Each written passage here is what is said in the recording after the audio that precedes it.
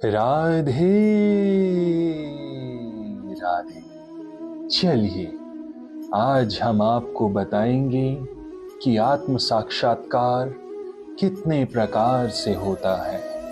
आत्म साक्षात्कार यानी आत्मा का परमात्मा से मिलन और प्रभु के बारे में जानने की जिज्ञासा। मिलकर बोलिए राधे राधे।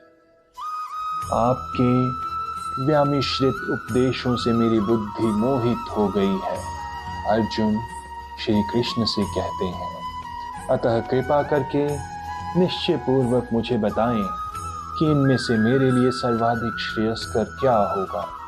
पिछले अध्याय में भगवद गीता के उपक्रम के रूप में सांख्य योग, बुद्धि योग, बुद्धि द्वारा इंद्रिय निग्रह, निष्काम कर्म योग तथा नव दीक्षित की स्थिति जैसे विभिन्न मार्गों का वर्णन किया गया, किंतु उसमें तारतम्य नहीं था।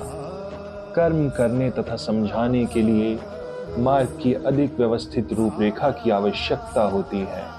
अतः अर्जुन इन भ्रामक विषयों को स्पष्ट कर लेना चाहता था, जिससे सामान्य मनुष्य बिना किसी भ्रम के उन्हें स्वीकार्य कर सके। यद्यपि कृष्ण वाक चातुरी से अर्जुन को चकराना नहीं चाहते थे, किंतु अर्जुन ये नहीं समझ सका कि कृष्ण भावनामृत क्या है, जड़ता है या सक्रिय सेवा।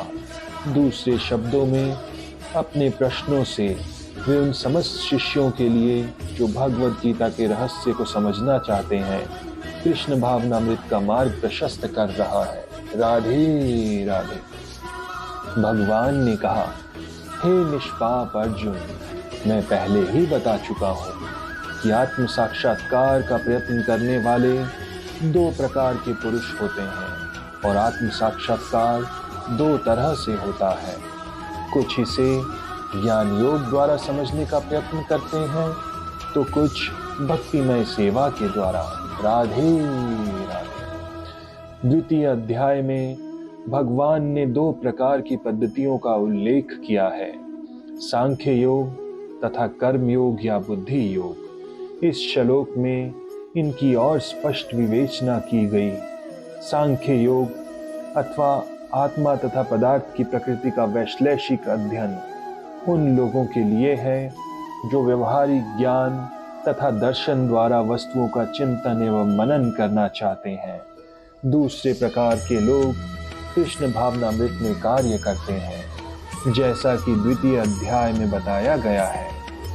39वें श्लोक में भगवान ने भी बताया है कि बुद्धि योग या कृष्ण भावनामृत के सिद्धांतों पर चलते हुए मनुष्य कर्म के बंधनों से छूट सकता है तथा इस पद्धति में कोई दोष नहीं है।